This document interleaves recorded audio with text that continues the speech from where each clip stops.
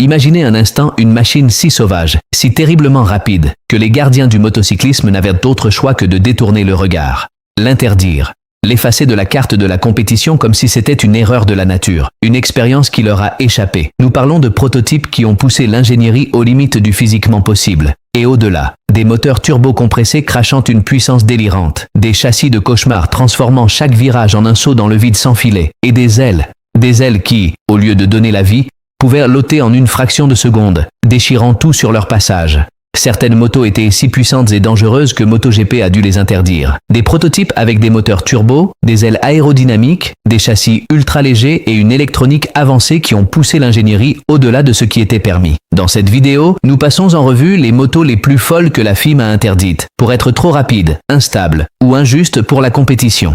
Aujourd'hui, nous allons dépoussiérer les fichiers secrets de MotoGP. Nous allons parler des motos les plus folles, les plus dangereuses et les plus injustes que la FIM, l'organisme qui régit le championnat du monde, a dû interdire sans pitié. Parce que parfois, le progrès peut se transformer en un monstre que même les meilleurs dompteurs ne peuvent contrôler. Prêt à rencontrer les bêtes qui étaient trop sauvages? Pour trouver le premier grand scandale aérodynamique de l'histoire du motocyclisme, nous devons remonter très loin dans le temps. Nous sommes dans les années 50. L'Europe se reconstruisait après la guerre et, avec elle, renaissait la passion pour la vitesse. Les motos de l'époque étaient naked, presque sans carénage, avec des pilotes vêtus de cuir qui semblaient sortis d'un film en noir et blanc. Mais alors, un génie italien nommé Giulio Cesare Carcano, de Moto Guzzi, a décidé d'amener la vitesse à un autre niveau. Carcano n'était pas un ingénieur ordinaire, c'était un visionnaire, un homme qui regardait vers l'avenir pendant que d'autres à peine voyaient le présent. En 1953, il a présenté quelque chose de jamais vu dans un Grand Prix, les carénages intégrales, ou dustbin fairings, comme les a baptisés la presse anglaise. La moto cessait d'être visible. C'était une balle sur roue, une capsule qui enveloppait complètement le pilote, ne laissant qu'un petit espace pour sa tête.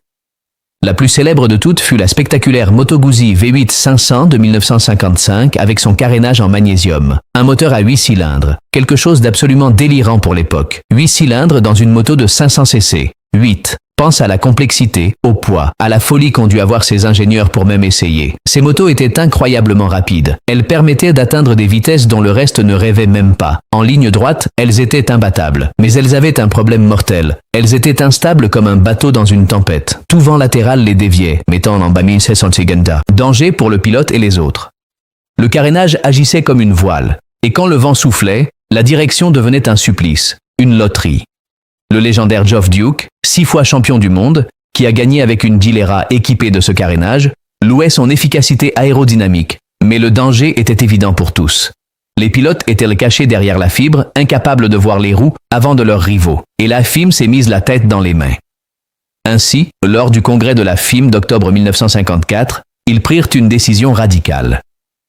Le comte Lurani, président de la commission technique, l'a clairement exprimé avec une phrase qui ferait date: toute la roue avant doit être visible, et le pilote doit être complètement visible sous tous les angles. C'était une déclaration de guerre contre l'excès. Les dustbins sont mortes sur le champ, foudroyées d'un coup de plume. Ce furent les premières ailes interdites de l'histoire du motocyclisme. Nous avançons rapidement vers l'ère moderne. Pendant des décennies, l'aérodynamique est restée à l'écart, dormant le sommeil des justes.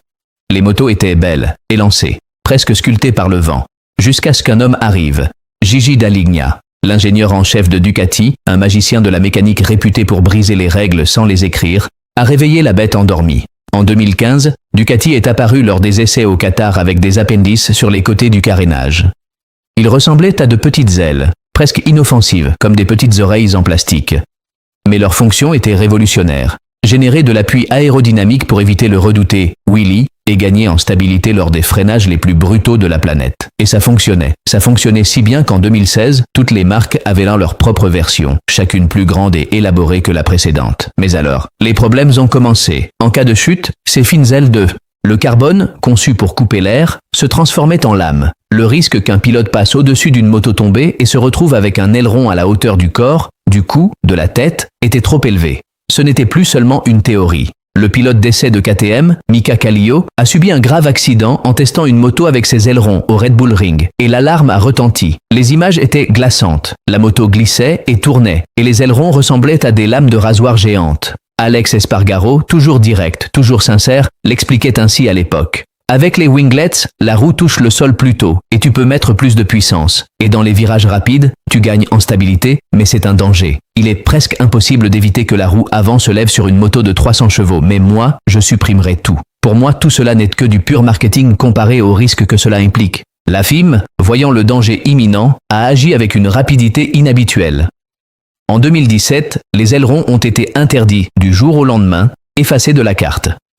Cependant, la créativité des ingénieurs n'a pas de limite. L'interdiction n'a pas tué l'aérodynamique, elle l'a simplement rendue invisible. Yamaha, Suzuki et Aprilia, dirigés par l'esprit inquiet d'Alex Espargaro, ont trouvé la faille dans la loi. Les carénages à double couche, ou scoops, qui remplissèrent la même fonction mais intégrés dans la carrosserie. La guerre n'en était qu'à ses débuts, mais l'aérodynamique n'est pas le seul champ de bataille où la technologie a été trop forte. Parlons des moteurs, du cœur de ces bêtes. Peux-tu imaginer une MotoGP avec turbo, avec ce sifflement caractéristique coupant l'air aux côtés du rugissement des échappements? Dans les années 70, le fabricant italien Benelli, une marque avec du vécu et de la tradition, a décidé de construire un prototype pour concourir au championnat du monde de 500 cc. Un 4 cylindres en ligne avec un énorme turbocompresseur KKK suspendu sur le côté. La Benelli 500 CTC Turbo. La puissance qu'elle promettait était stratosphérique pour l'époque, bien au-dessus des motos atmosphériques de l'époque. Mais il y avait un problème endémique des anciens turbos, le lag ou retard. La puissance n'arrivait pas d'un coup, mais quand tu ouvrais les gaz, au début, rien ne se passait. Le turbo mettait du temps à se remplir. Et soudain, un coup brutal qui pouvait te faire tomber au sol en quelques dixièmes de seconde. C'était ingouvernable. Imagine arriver à un virage, ouvrir les gaz pour stabiliser la moto, et qu'il ne se passe rien. Pour que, en inclinant, toute la puissance arrive d'un coup. C'était une sentence de mort sur 2 roues. La FIM, voyant le danger et le surcoût qu'engendrerait une course à l'armement des turbos, et pour protéger la sécurité des pilotes, a introduit une règle qui perdure jusqu'à aujourd'hui dans le règlement. Les moteurs suralimentés, turbos et compresseurs, ils sont interdits en MotoGP. Une ligne sur le papier qui a tué un rêve de puissance. La Benelli Turbo est restée dans un « que serait-il arrivé si… » Très intéressant, un fossile d'une ère qui n'a jamais existé.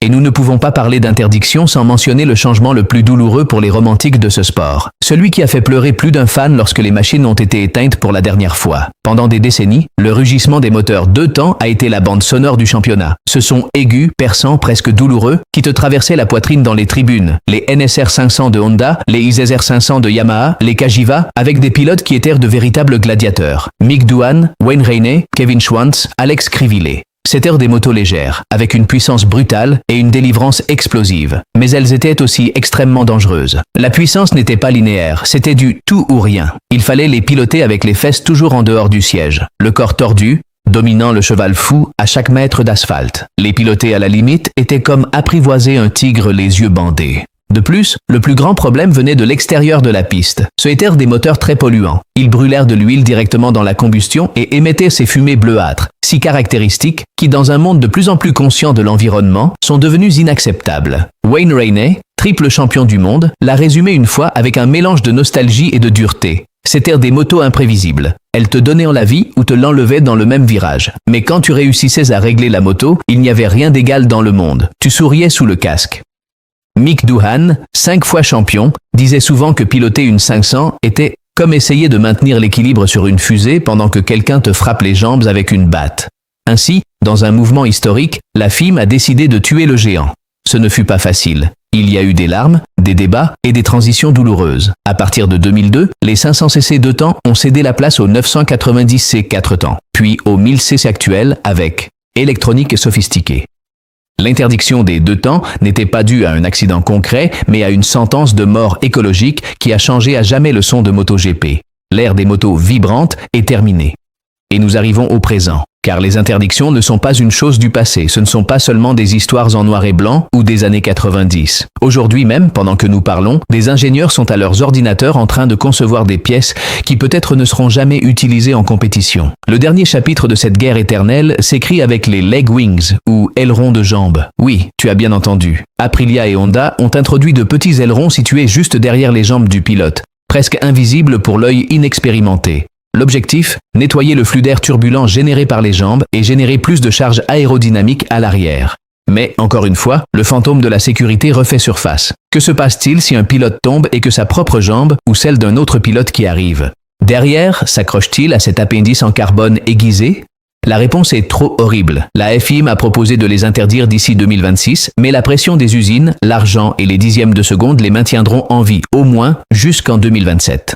À partir de cette année-là, avec le nouveau règlement de 850 TCC, non seulement ces ailes, mais aussi les dispositifs de hauteur compliqués qui permettent d'abaisser la moto au départ, seront de l'histoire, effacés d'un coup de plume.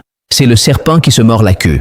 Plus la technique se développe pour aller plus vite, plus les règles se durcissent pour que le sport ne devienne pas une roulette russe. C'est une danse infinie entre l'ingéniosité et la peur. Et c'est ainsi que l'histoire de MotoGP est pleine de fantômes. Des motos qui allaient trop loin, trop rapides, trop folles, trop dangereuses. Des dustbins des années 50 qui cachèrent les pilotes comme s'ils étaient des torpilles humaines. Jusqu'aux ailes en carbone du 21e siècle qui menaçaient de déchirer la carne.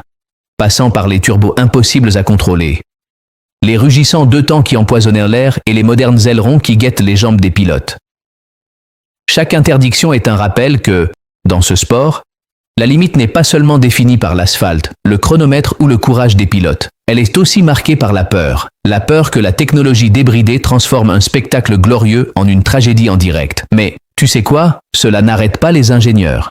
Ils continueront à rêver, à dessiner et à construire les motos du futur, cherchant toujours la prochaine faille par laquelle s'introduire. Et nous, les passionnés, continuerons à regarder avec des yeux écarquillés nous demandant « Quelle sera la prochaine bête à enfermer ?» Parce que tant qu'il y aura de la compétition, il y aura ceux qui tenteront de voler trop près du soleil, et ceux, depuis la Terre, qui devront le retenir pour qu'il ne brûle pas.